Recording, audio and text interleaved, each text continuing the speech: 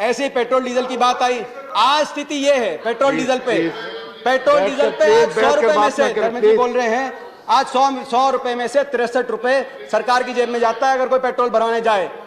और डीजल पे जो 2014-15 में जेटली जी के पहले बजट में 3 रुपए की एक्साइज ड्यूटी थी, आज वो 31 रुपए की एक्साइज ड्यूटी हो चुकी है। आपके पहले बजट में 75,000 करोड़ की कलेक्शन थी पेट्रोल डीजल रसोई गैस के सिलेंडर पे, आज इस बजट में वो 75,000 करोड़ से बढ़कर 3.5 लाख करोड़ की कमाई उसी जनता से आप कर रहे हैं और अच्छे दिन बता रहे हैं। तो ये मैं समझता हूं, आप उसका दर्द समझिए, उस बूढ़ी मां का जिसने दिया जलाया था कोरोना में, आज उसके घर गैस सिलेंडर खाली पड़ा है, आज वो चूल्हे पे लकड़ी से रोटी जला रही है और उसके धुएं से उसकी आंख में आंसू निकल रहे हैं। जो आपने सोचा किसान भूल जाएगा ये बात, मगर किसान की याददाश्त बहुत तेज है, इसीलिए बैठा है 4 महीने से 300 जाने गंवाने के बाद, 300 जाना कुर्बान करने के बाद। और एक और चीज बनी, बात तो थी एमएसपी दुगनी करने की, बात तो थी इनकम दुगनी करने की, मैं 2 मिनट में अपनी बात तो थी दुगनी करने की, मगर अब क्या हुआ, जैसे एक छोटा सा बच्चा चिल्ला रहा था मलाई दो अपनी मम्मी से, रोटी लेके गई मलाई दो, उसके दादा ने पूछा क्यों चिल्ला रहा है, बोला मलाई मांगता है, तो बोला एक काम करो इसकी रोटी छीन लो, फिर मलाई छोड़ देगा, रोटी चिल्लाएगा, फिर रोटी चिल्ला देना। यह एमएसपी की बजाय डबल करने की बजाय अब एमएसपी छीनने की बात आ गई।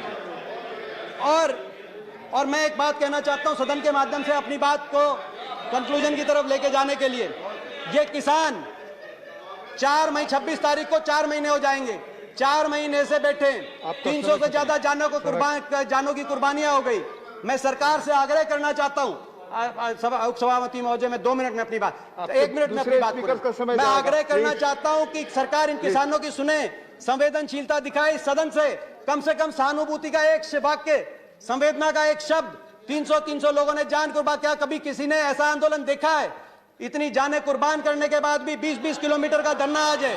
आप संवेदना का एक शब्द करिए, किसानों की बातों को माने, और किसानों के 300 जो जाने गई हैं उनके लिए, उन परिवारों के लिए आर्थिक पैकेज की घोषणा करें, कुछ रोजगार का उनके लिए प्रबंध करें और इन किसानों को खुशी खुशी घर लौटने का आप रास्ता दें।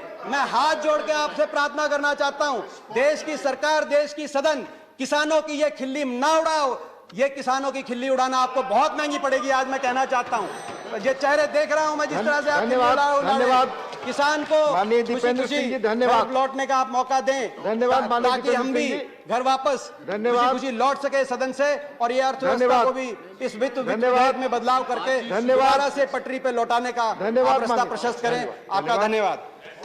माननीय सुशील कुमार मोदी। एक और फॉल आउट है बेरोजगारी। देश की बेरोजगारी इतनी भयावह रूप ले चुकी है। आज हम जानते हैं एनएसएसओ के अनुसार 45 साल में सबसे ज्यादा बेरोजगारी, सीएमआई के अनुसार 70 साल का बेरोजगारी का रिकॉर्ड इस साल, पिछले जो वर्ष गया इसमें टूटा है। केवल कोरोना में 12 करोड़ लोग बेरोजगार हो गए। डिमोनेटाइजेशन में 50 लाख, अजीम प्रेम जी यूनिवर्सिटी का अनुसार था, उस समय 50 लाख लोग बेरोजगार हो गए। आपका 2 करोड़ रोजगार देने का वायदा था, यानी कि 7 साल में 14 करोड़ रोजगार मिलने चाहिए थे। इसके अनुसार तो जो है ये केवल इन 2 कोरोना और डिमोनेटाइजेशन की वजह से 12.5 करोड़ रोजगार आपके कम हो गए। हर घर में एक बेरोजगार। आप कह रहे पकोड़े तलिए, मैं मानता हूं वो भी हो सकता है, मगर अगर हर घर में ही बेरोजगार है, हर घर में अगर कढ़ाई चढ़ा के पकोड़े तलने का काम होगा तो खरीदेगा कौन? वो खरीदेगा कौन? वो पकोड़े तलेंगे, और अगर खरीदेंगे नहीं तो अगले दिन के लिए बेसन और तेल का इंतजाम कैसे करेंगे? हर घर में बेरोजगारी। अब मैं टैक्सेशन पॉलिसीज पे आऊंगा। दो स्रोत तो होते हैं किसी भी वित्त मंत्री के पास, राजस्व और व्यय, रेवेन्यू और एक्सपेंडिचर। किससे पैसा लेंगे, किसको देंगे? गोस्वामी तुलसीदास जी ने रामायण के अंदर राम राज्य की जब कल्पना करी थी तो एक कुछ ऐसा लिख के गए थे जो आज भी हमारे लिए गाइडिंग प्रिंसिपल का काम कर सकते हैं। प्लीज। बरसत हर्षत सब लखे, करसत लखे न कोय, तुलसी प्रजा सुभाग से, भूप भानु सो होय। मतलब कि जब कर लेना हो किसी भी राजा को तो ऐसे लेना चाहिए जैसे सूर्य नदियों से लेता है, पता ना चले।